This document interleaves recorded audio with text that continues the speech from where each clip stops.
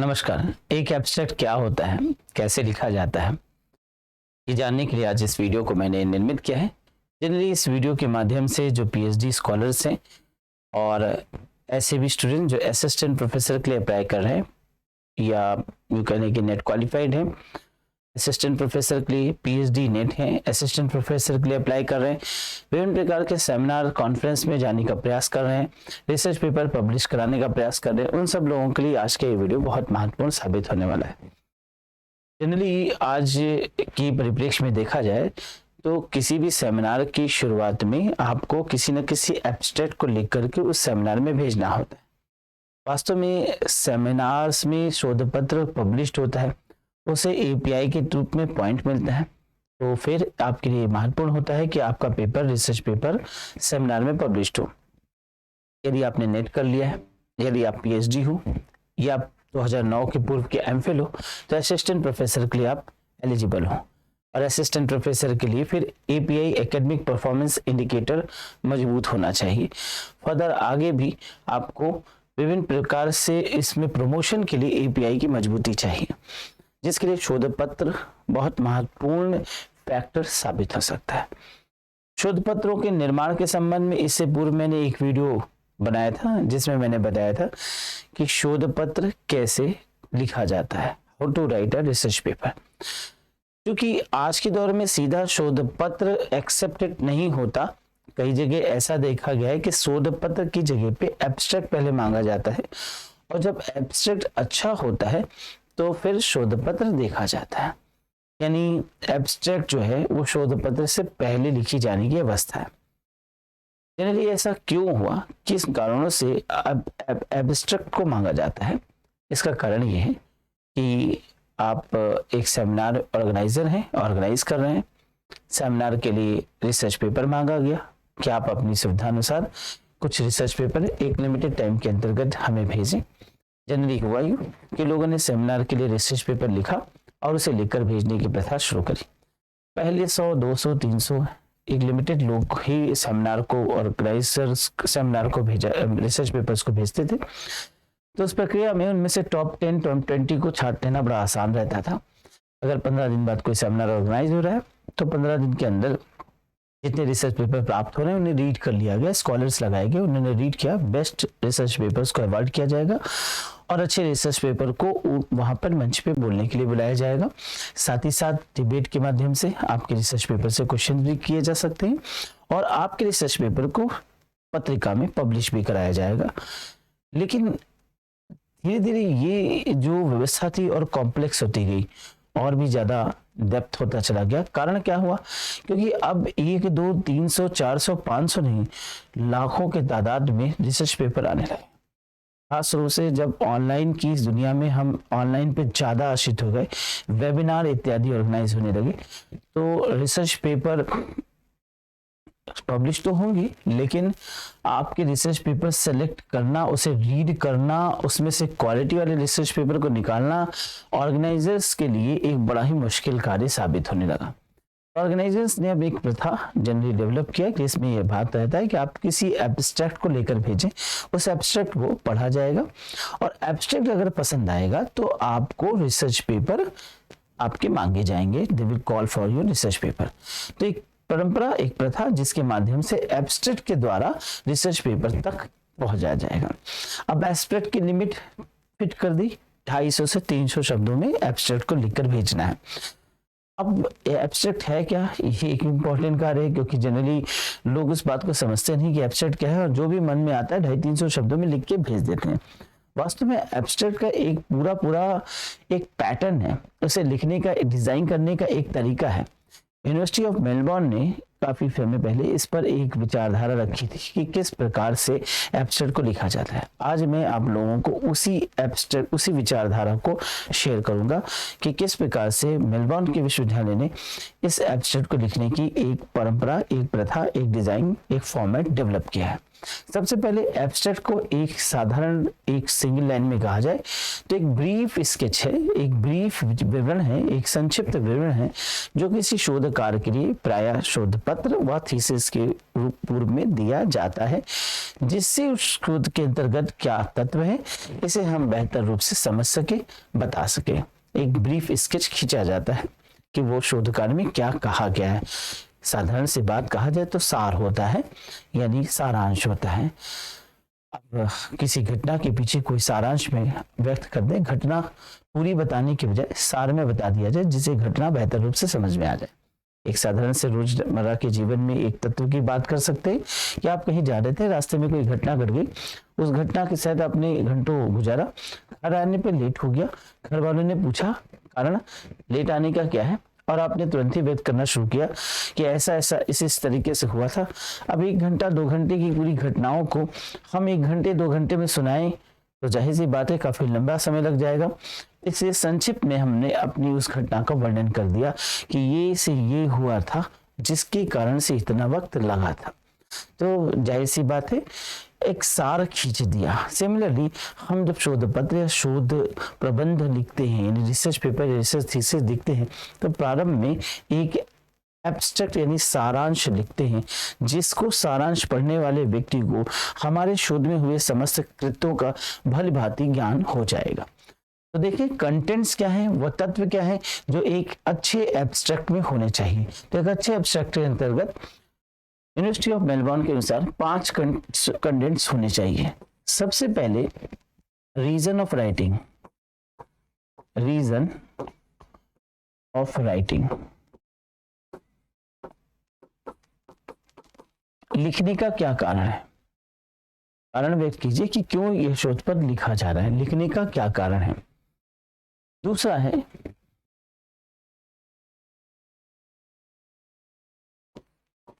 Problem,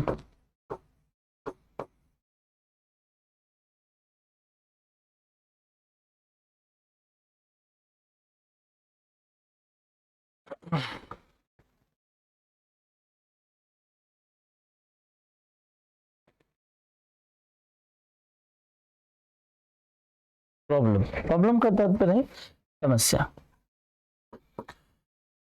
reason of writing और फिर problem. अब यहाँ पर दोनों सिमिलर सा लगता होगा, लेकिन अंतर है। हमने इस शोध पत्र को क्यों लिखा, और दूसरा हमारा शोध समस्या क्या था, दोनों अंतर है। एक में हम स्कोप के विषय में बता रहे हैं, एक के में हम टॉपिक के विषय में बता रहे हैं। In one we are discussion about its importance. यहाँ पर हम इंपॉर्टेंस की बात कर रहे हैं, इंपॉर्टेंस की बात कर रहे हैं, और यहाँ पर हमारे प्रॉब्लम का स्कोप क्या है इसको डिफाइन कर रहे हैं। We are defining the problem.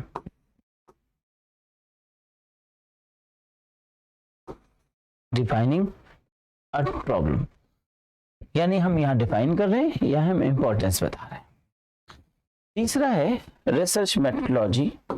Methodology हमने क्या अपनाया है, मेथोडोलॉजी। अब मेथोडोलॉजी में कई कंटेंट्स हो सकते हैं, जैसे हमने कौन सी उपकल्पना लिया, हमारी हाइपोथेसिस क्या थी,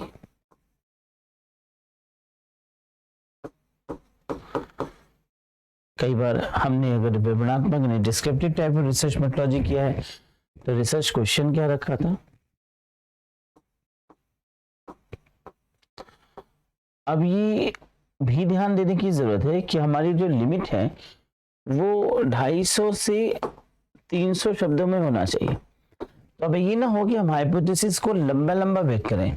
यहाँ पर एक पैराग्राफ फॉर्मेट में चीजों को लिख रहे हैं, व्यक्त कर रहे हैं विचारों को, जिसमें हम सिर्फ हल्के में शॉर्ट में ये बताएं कि हाइपोथेसिस क्या था या रिसर्च पेपर हमने, रिसर्च क्वेश्चन हमने क्या लिया था। फिर इसी में हमने कौन सी रिसर्च मेथोडोलॉजी का प्रयोग किया, हमारा रिसर्च मेथोडोलॉजी क्या था।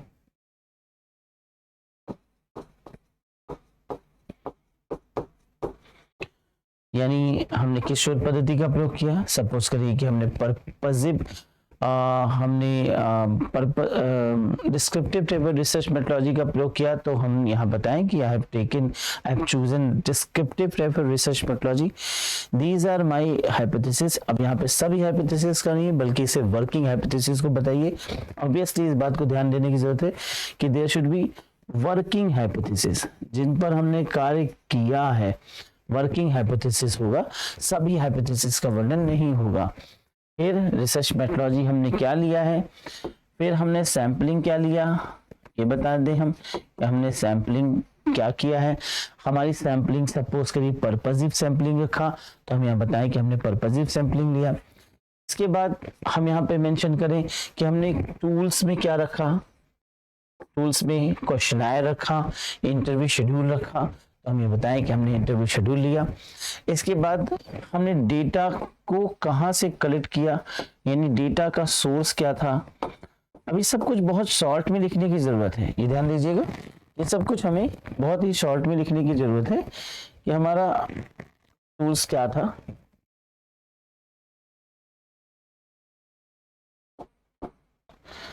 तो यहाँ पर हमने बता दिया कि हमारा डेटा सोर्स क्या था, टूल्स हमने क्या लिया।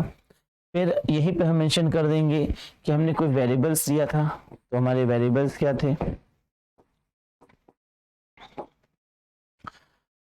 इसी में हम मेंशन करेंगे कि कोई अगर हमने अदर कंटेंट लिया था, हमने क्या कंटेंट लिया, नंबर ऑफ पीपल से हमने जो डाटा लिया, और सबसे इंपॉर्टेंट वो है फील्ड, फील्ड का जरूर वर्णन करेंगे कि हम किस फील्ड में जाकर हमने रिसर्च किया। नंबर ऑफ पीपल डाटा ये जरूरी है, नंबर ऑफ पीपल से हमने डेटा जो कलेक्ट किया, नंबर ऑफ पीपल जो डेटा को कलेक्ट करने में हमने डिस्कस किया, एरिया का डिस्कशन करेंगे, ये सारी चीजें हम मेथोडोलॉजी में रखेंगे। चौथा स्टेप होता है, वो होता है फाइंडिंग्स। फाइंडिंग्स हमने क्या प्राप्ति की है, हमने लोगों से जानकारी लिया और हमने इन बातों को प्राप्त किया, हमारे रिजल्ट्स क्या थे, फाइंडिंग्स क्या थे, इसे मेंशन करेंगे।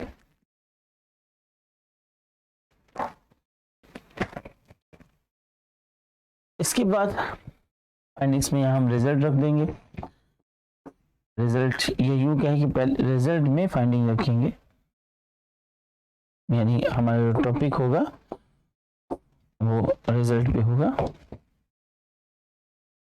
और रिजल्ट्स में हम फाइंडिंग्स को रखेंगे।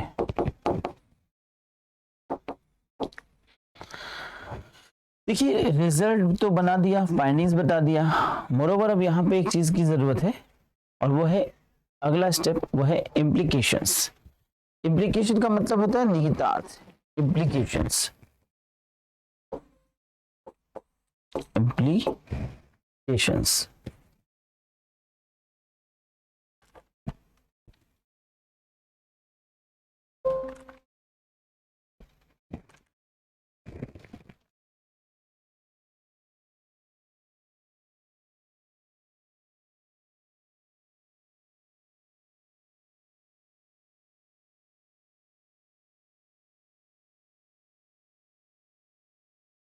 Implications.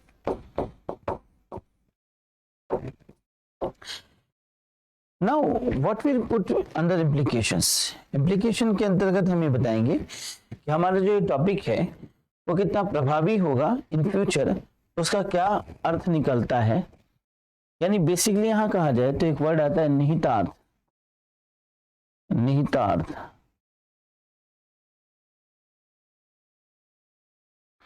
तो हमारे शोध का क्या निहितार्थ है, यानी यहाँ हमने फाइंडिंग्स लिया, फाइंडिंग्स जो दिख रहे हैं इसका क्या निहितार्थ है, कहने का मतलब इसका फ्यूचर क्या है। यानी प्रेडिक्शंस रखेंगे कि जो मैंने रिसर्च किया है ये प्रेडिक्शंस, यहाँ पे ये प्रेडिक्शंस निकल के आते हैं, ऐसा ऐसा होने की स्थितियां दिखाई देती है। अभी एक शोध पत्र मैंने फॉर्मेट रखा जिसकी संख्या वर्ड लिमिट जनरली 250 से 300 बताई गई है, इसके अंतर्गत रखा जाता है। फिर से इस बात को समझें, हम एक अच्छा सा एब्स्ट्रैक्ट लिख रहे हैं, शोध पत्र नहीं, एब्स्ट्रैक्ट शोध पत्र लिखा जा चुका है। अब उसके संबंध में एक सार भेज रहे हैं, सारांश भेज रहे हैं, समरी भेज रहे हैं, जिससे ऑर्गेनाइजर्स हमारे शोध पत्र के तत्व को गहराई से समझ लें। हमें एक प्रकार से शॉर्ट ब्रीफ में बताना है कि हमारा शोध पत्र कैसा है। तो हमने बताया कि हमारे शोध पत्र के लिखने की महत्वता क्या थी, और हमने जो शोध पत्र का शीर्षक लिया था उसका क्या अर्थ निकलता है। फिर हमने शोध पत्र के करने के लिए कौन कौन सी वर्किंग हाइपोथेसिस दी थी या कोई रिसर्च क्वेश्चंस बनाए थे। इनके तहत हमने जिस रिसर्च मेथोडोलॉजी का प्रयोग किया और हमने जो सैंपलिंग का प्रयोग किया, टूल्स यानी कि डेटा लेने के औजार उपकरणों का प्रयोग किया, डेटा के सोर्स, वेरिएबल्स, कंटेंट, फील्ड और नंबर ऑफ पीपल जिनसे हमने डेटा कलेक्ट किया उसे हमने वर्णन किया। फिर हम क्या प्राप्त करें और हमारे प्राप्ति का निहितार्थ क्या है, यानी उसका फ्यूचर क्या है, इसके संबंध में क्या प्रेडिक्शंस निकलते हैं, भविष्य में क्या हो सकता है। अब एक छोटा सा यहाँ पर मैं एक काल्पनिक शोध पत्र और उसका एक एब्स्ट्रैक्ट बनाने जा रहा हूँ एग्जाम्पल के रूप में। सपोज करिए कि मैंने कुंभ मेले पर एक अध्ययन किया, एक शोध पत्र लिखा है। कुंभ मेले की चर्चा जनरली इसलिए कर रहा हूं क्योंकि ये मेरा रिसर्च टॉपिक भी रहा है। तो कुंभ मेले की पर मैंने एक शोध पत्र लिखा। मैंने लिखा कि कुंभ मेले का समाज वैज्ञानिक विश्लेषण और इसकी वर्तमान में उपादेयता और भविष्य के साथ इसका तुलनात्मक अध्ययन, तो भविष्य के साथ इसका कितना महत्व बढ़ेगा, आने वाले समय में ये कितना महत्वपूर्ण होगा। तो सबसे पहले हमने जो टॉपिक लिया कुंभ मेला की उपादेयता या भविष्य में इसकी स्थितियां, उसके संबंध में क्या इंपॉर्टेंस है, इस टॉपिक से क्या इंपॉर्टेंस है, इस टॉपिक को जानने वाला व्यक्ति कुंभ के संबंध में भविष्य के विषय में इस पर सटीकता अनुमान लगा सकता है। दूसरा, इस टॉपिक को हमने लिया तो कुंभ मेला क्या होता है, थोड़ा सा 2 लाइन में ये बता दें कि कुंभ मेला एक प्रकार का विशेष अनुष्ठान है जो कि हिंदू समाज में प्रयाग, हरिद्वार, नासिक, उज्जैन इन 4 स्थानों पर समय समय पे लगभग 12 साल के अंतराल पे लगता रहता है। कुंभ शब्द क्यों कहा जाता है, क्योंकि कुंभ की एक आकृति यानी कि एक प्रकार का विशेष कॉन्स्टलेशन होता है नक्षत्रों में, यानी कॉन्स्टलेशंस। अंतरिक्ष में हर 12वें साल में कुछ इस प्रकार से कॉन्स्टलेशंस बनते हैं, यानी कि इस प्रकार से नक्षत्र होते हैं जिसमें पृथ्वी के बहुत पास ग्रह समाहित हो जाते हैं। साधारण सी स्थितियों में ये ग्रह बहुत दूर होते हैं, लेकिन इस समय असाधारण स्थितियां उत्पन्न हो जाती हैं। बृहस्पति, शुक्र, मंगल ये सब बहुत पृथ्वी के क्लोज हो जाते हैं। इनमें विशेष प्रकार के तत्व पाए जाते हैं जो पृथ्वी को प्रभावित करते हैं। अतः इस आकृति की वजह से इसमें इस समय अंतरिक्ष में ऐसी आकृति दिखती है, इसकी वजह से कुंभ ऑर्गेनाइज किया जाता है जिससे कि इनके तत्व पृथ्वी पर जो विद्यमान है लोगों को बेनिफिट दे सके, और इन 4 स्थानों पर विभिन्न कारणों से इसको ऑर्गेनाइज किया जाता है। तो हमें यहाँ पे ये नहीं बताना है, हमें सिर्फ बताना है कि हमने कुंभ मेला शब्द लिया तो कुंभ मेला क्यों लिया, इसका अर्थ क्या होता है, साधारण शॉर्ट संक्षिप्त में बता दिया। फिर रिसर्च मेथोडोलॉजी, हमने इसको कार्य करने के लिए कुछ वर्किंग हाइपोथेसिस बनाई थी। XYZ हमारे वर्किंग हाइपोथेसिस थे जिसके रूप में हमने रिसर्च मेथोडोलॉजी अपनाया था। हमने डिस्क्रिप्टिव टेबल रिसर्च मेथोडोलॉजी अपनाया। इसके रूप में हमने सैंपलिंग किया और हमने पर्पसिव सैंपलिंग के माध्यम से अपने शोध को कंप्लीट करने का प्रयास किया। उपकरण, शोध के उपकरणों का चयन किया। शोध के उपकरण के रूप में हमने चयन किया इंटरव्यू शेड्यूल का, एक साक्षात्कार अनुसूची बनाया जिसे हमने अपने शोध पत्र के दौरान बनाने के दौरान लगभग 100 लोगों से जानकारी ग्रहण किया। डेटा के सोर्स के रूप में हमने प्राइमरी डेटा को भी कलेक्ट किया, सेकेंडरी डेटा को भी कलेक्ट किया। सेकेंडरी डेटा हमारे पास बहुत लिमिटेड थे, प्राइमरी डेटा जब फील्ड में हम गए तो हमें मिल गए। यहाँ पे जरूरी नहीं कि हमारे डेटा सोर्स का बहुत बड़ा वर्णन विश्लेषण कर रेफरेंस दे कि किस किताब से क्या लिया, ये सब शोध पत्र के अंतर्गत पीछे रेफरेंस साइट को दिया जा सकता है, परंतु यहाँ नीड नहीं है। हमने वेरिएबल्स क्या लिए थे, क्या कंटेंट्स लिए थे, उन कंटेंट्स की मीनिंग क्या होते हैं। जैसे अगर कल्पवास लिया तो ये कंटेंट्स हमने लिया, कल्पवास ये है, कुंभ मेले इत्यादि पर हमने वर्णन किया है। इसके बाद हमने प्रयागराज का क्षेत्र लिया, तो ये हमारा रिसर्च मेथोडोलॉजी हो गया। इसके बाद हमने फाइंडिंग्स क्या लिया, हमने साधुओं से, काफी अधिकतर लोगों से जानकारी लिया, साधु समाज से, और वहां कुंभ में आए बहुत से लोगों से बड़े इंपॉर्टेंट जानकारियों को प्राप्त किया। हमने 2 से 3 बातों को समरी में मेंशन कर दिया, इन बातों को प्राप्त किया है। और फिर इनका निहितार्थ निकलता है कि फ्यूचर में कुंभ की कितनी महत्वता बनी रहेगी, और प्रेडिक्शन से निकलते हैं कि फ्यूचर में कुंभ रहेगा, धर्म और बढ़ेगा, या धर्म की वृद्धि हो या ना हो, कुंभ मेले का ऑर्गेनाइजेशन और बढ़ता जाएगा। ऐसा कुछ भी जो हमने अपने शोध पत्र में देखा, हमने उसे यहाँ पर विश्लेषित कर दिया, लिख दिया, पूरा 250 से 3 शब्दों में अपनी बातों को हमने कह दिया। तो ये हमारा होता है एक बेहतर शोध पत्र में हम कैसे कार्य करते हैं। अब आशा है कि आज जो टॉपिक मैंने आपको बताया ये लाभकारी होगा, और शोधार्थी, research scholars, PhD scholars, assistant professors के एस्पिरेंट्स और भी जो पीजी के बच्चे हैं जो रिसर्च पेपर और एब्स्ट्रैक्ट को लिख रहे होंगे, विश्वविद्यालय में भेज रहे होंगे, वो उनके लिए काफ़ी काम रहेगा। ठीक है, फिर अगले वीडियो में पुनः मिलते हैं। अपना ख्याल रखिएगा। नमस्कार।